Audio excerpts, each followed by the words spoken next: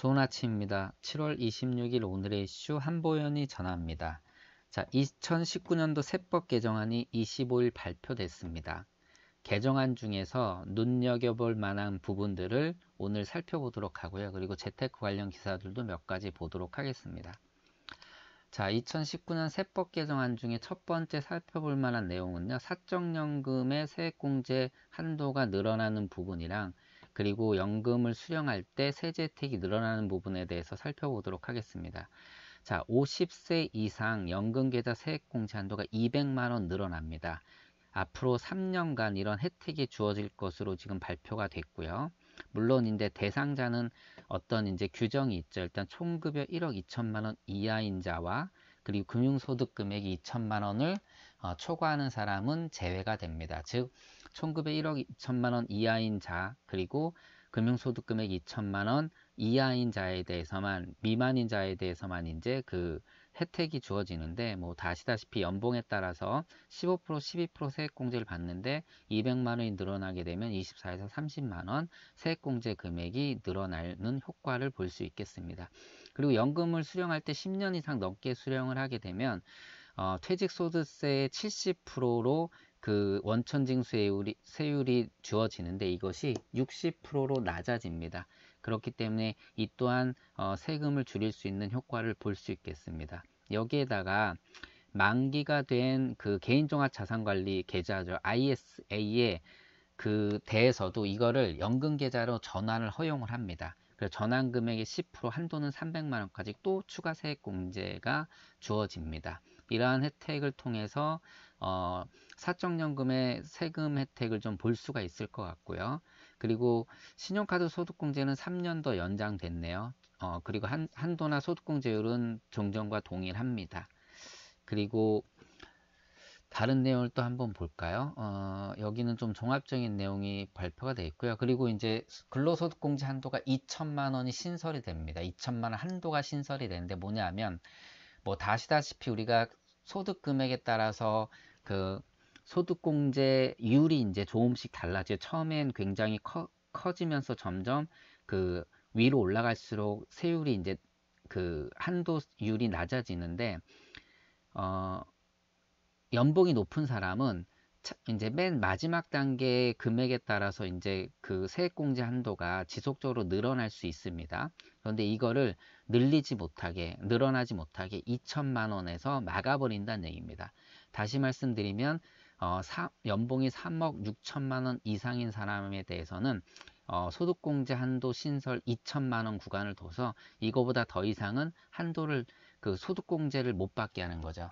그러니까 실제 내가 받은 소득에서 소득공제를 빼고 여러 공제를 뺀 것이 이제 과세대상 소득금액이 되는데 이런 공제가 작아지다 보면 대상 소득금액이 높아지기 때문에 당연히 세금을 많이 납부할 수밖에 없게 됩니다. 그래서 이것이 이제 가장 어떻게 보면 근로소득자들 분들한테는 큰 이제 그 영향을 미칠 것 같습니다. 그래서 요 기사를 조금만 더 보면요. 결국은 이제 고소득자한테 세금을 많이 부여하고 서민 중산층은 조금 세금을 감면하겠다라는 방향으로 초점을 잡은 것 같습니다. 그리고 그 임대사업자에 대한 세혜택도 줄어듭니다. 이쪽 부분은요. 여기 잘 나와 있는 부분이 있는데 네, 여기네요. 자, 소형 임대 세감면이 줄어듭니다. 75%에서 50%로요. 그리고 9억 넘는 상가주택에 대한 양도세 부담도 줄어듭니다. 뭐 예를 들어서 1층은 상가고 2, 3층에 이제 사람이 사는 그런 구조로 되어 있는 주택들이 많이 있죠.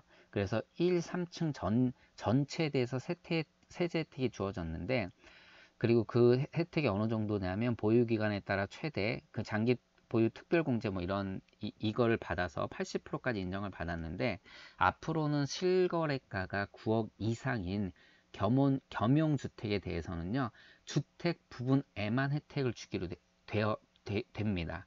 이렇게 되면은 상가 부분은 장기 특별 보유 공제를 30%까지밖에 받을 수 없게 된다고 합니다.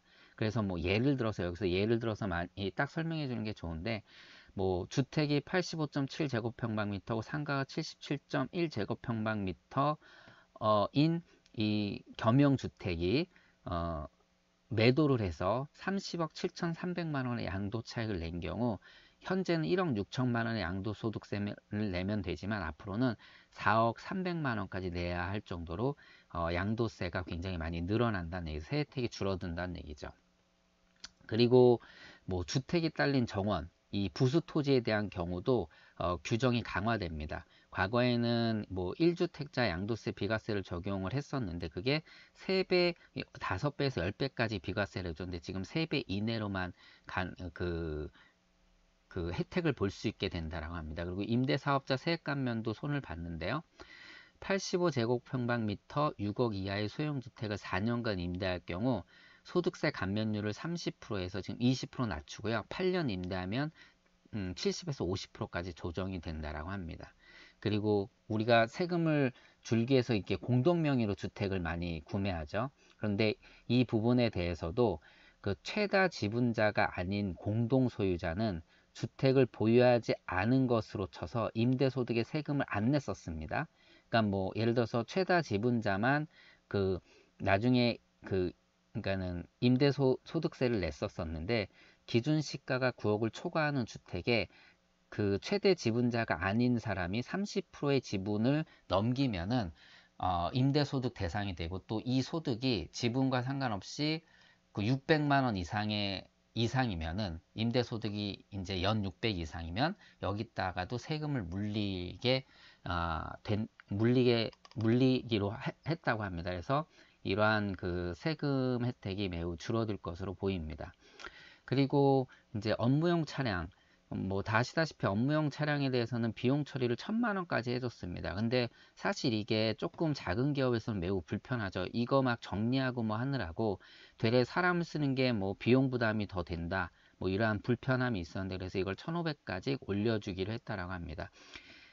그렇기 때문에 아무래도 조금 더 이제 그 업체 측면에서는 좋은 효과를 볼 수 있을 것으로 생각이 됩니다. 그리고 뭐 여러 가지 혜택들이 변화가 됐는데 주요한 내용들은 여기까지 보는 걸로 하고요. 그 재테크 관련 기사 보도록 하겠습니다. 자, 최근에 글로벌 변수가 너무 이제 시장에 영향을 많이 미치고 있죠. 특히 이제 대형주 위주로 큰 타격을 주고 있습니다. 뭐 아시다시피 가장 큰 타격을 받은 것을 꼽자면 뭐 삼성을 가장 먼저 꼽을 수가 있는데요. 뭐 미중 무역 분쟁, 일본의 경제 보복, 뭐 그리고 계속되는 이제 지정학적 리스크 이런 것들이 지금 글로벌 영향을 엄청나게 이제 대한민국 주시장이 받다 보니까 중소형주 쪽에 좀 주목을 하면 이러한 어떤 영향을 좀 벗어날 수 있고 또 더 나아가서는 잘 고른다라면은 대래 혜택을 볼 수 있는 그러한 시장 그 중소형주 종목들이 있다라고 하는 이제 전문가의 얘기고요. 그리고 이제 요번에 이제 그 규제 개혁 쪽에 들어간 내용인데 예를 들어서 내가 4,800원을 결제를 했어요. 그런데 내가 짜투리 투자 금액을 1,000원 미만으로 선택하면 여기서 200원의 짜투리 돈이 나오는데 이 돈을 갖고요. 주식을 바로 살 수 있게 자동으로 이제 주식을 매매할 수 있게 하는 겁니다. 이게 어떤 효과냐면 우리가 잔돈 있으면 요즘 사실 잔돈 잘 귀찮고 안 쓰죠. 그래서 그 대지저금통에 이렇게 100원, 200원, 500원 넣다 보면 언젠가 막 몇만 원, 몇십만 원 모이는 효과인데 어떻게 보면 굉장히 소비 통제를 통해서 이렇게 티끌모아 태산을 할 수 있는 그러한 방향인데 무튼 뭐 이 200원 갖고 0.00 몇 주 이런 식으로 이제 주식을 사게 하는 거죠. 그래서 하루 투자한 돈 2만 원으로 제한되어 있다고 하는데 굉장히 저는 이러한 그 어떻게 보면 약간 강압적이고 이러한 자연스럽게 나도 모르게 이러한 돈들이 투자돼 쌓이는 것들은 굉장히 좋을 것으로 개인적으로 생각을 합니다. 물론 여기에 투자 수익까지 주어진다면 훨씬 좋겠죠. 그리고 자, 하락 장소 주목받는 뭐 지난번 재테크 관련 기사에서도 얘기했죠. 첫 번째 금이고요. 두 번째는 국채, 그리고 VIX라 공포지수 상품들이 있습니다. 특히 최근에 일반적으로 이제 지수가 오른 거에 비해서 더 많이 오르는 그러한 레버리지 투자를 할 수 있다라는 것이죠. 특히 이제 금 같은 경우는 지금 20% 넘는 수익이 나고 있고요. 그리고 일반 해외 채권의 수익률이 뭐 사실 이제 뭐 7%, 8%이 정도밖에 안 되는데 실제 레버리지 투자한 경우는 14%, 2배 넘게 수익이 나고 있고, 또 VIX 지수는 이제 공포 지수라고 해서 이게 지금 최저점에 달했다라고 합니다. 그러니까 이 지수가 높이 올라가면 수익이 나는 상품이기 때문에 최저점에 어느 정도 도달했다라고 보고 여기에 들어간다라면 또 좋은 성과를 낼 수 있을 것 같아서 이러한 상품들을 여기 기사에 이제 이렇게 나와 있는데 이러한 상품들을 선택해서 투자한다라면은 또 좋은 재테크가 될 수 있을 것 같아서 기사를 한번 갖고 와봤습니다. 저도 얼마 전에 이제 환전할 때요, 하나 그 KB은행 가서 모바일로 환전했는데 저는 100% 우대를 받았습니다. 네, 그렇기 때문에 모바일 그 환전할 때 이런 거를 물어보시면 은행 직원이 굉장히 친절하게 안내를 해준대요. 왜냐하면 뭐 우리가 이제 이런 환전 수수료 우대해 주는 것보다 고객을 확보하는 그러한 비용이 더 많이 들기 때문에 이 거기서 회원가입을 시키거나 애플리케이션을 깔아서 회원가입을 시켜서 환전 우대를 해주는 걸 통해서 서로 이제 좋은 혜택을 볼 수 있을 것 같습니다. 물론 뭐 그런 어플리케이션을 설치한다거나 내 정보가 그런데 이제 빠져나가는 것이 싫다라면은 물론 하지 않으셔도 되겠지만, 무튼 모바일 뱅킹 통해서 굉장히 환전 혜택을 볼 수 있습니다. 뭐, 국고채 금리가 이제 급락해서 지금 이제 채권형 펀드에 돈이 몰린다는 거 뭐 지속적으로 얘기 나오고 있고, 요번에 이제 금리를 인하해서 1.5%의 기준금리가 맞춰져 있는데 사실 시장에서는 거의 1.25에 맞춰서 지금 움직이고 있다는 얘기입니다. 그리고 앞으로는 제로금리 시대까지 도래할 수도 있지 않을까라는 그러한 얘기까지 나올 정도로 어, 국고채 가격이 계속 떨어지고 있기 때문에 아직까지는 채권 투자에 대한 길이 좀 더 열려 있다라고 판단되어진다라는 그러한 기사 내용입니다. 자, 오늘 기사 내용은 여기까지 하기로 하고요. 날씨는 더운데 습도가 굉장히 높다 보니까 굉장히 짜증이 납니다. 그래도 금요일이니까 오늘 하루 마무리 잘 하시고요. 즐거운 주말 맞이하시기 바랍니다. 한국보험보장연구소의 고정소장이었습니다. 고맙습니다.